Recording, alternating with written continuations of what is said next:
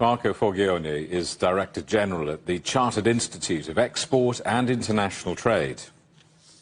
Well, there are a couple of factors really making a difference to the cost of shipping. The first is the disruption caused by the conflict in the Red Sea, which has caused a huge diversion of shipping, which has added cost. It's also meant that ships are in the wrong place and containers are in the wrong place. That's the first thing. The second is that there's been a huge increase in demand because businesses are concerned that they're not going to have the products they need on the shelves. They are bringing forward orders, so demand has increased, and the shipping costs are an open market. And therefore, as demand increases and availability decreases, costs increase. And that's what we're seeing at the moment.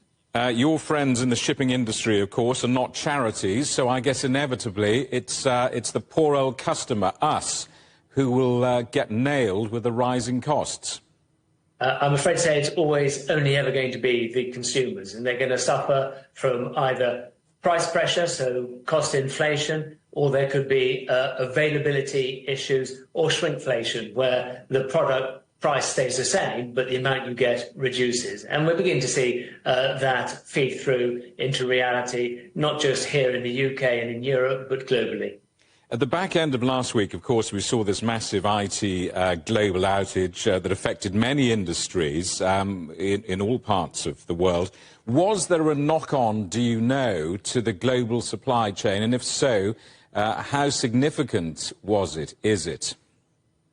Well, the outage had a particular impact on air freight. Some container shipping, so the ships and sea freight were affected, some ports were impacted, but the biggest hit has been on air freight. And over the course of the last year, because of all the other issues that we've just discussed, actually demand for air freight had increased, and then those airlines, the freight airlines, have been impacted by the technical outage, and that, because of the highly integrated nature of air freight, has caused significant disruption, and that will take days, if not weeks, to put right.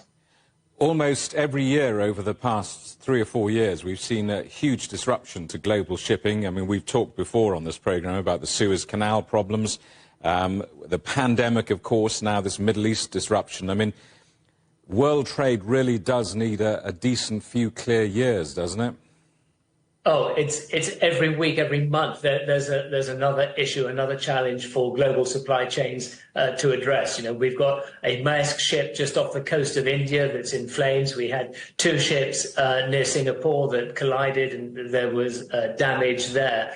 It just seems that all the problems are being visited upon global shipping and the integrated supply chain at once. And quite how we get back to a sense of normality is a big challenge facing businesses and supply chain managers.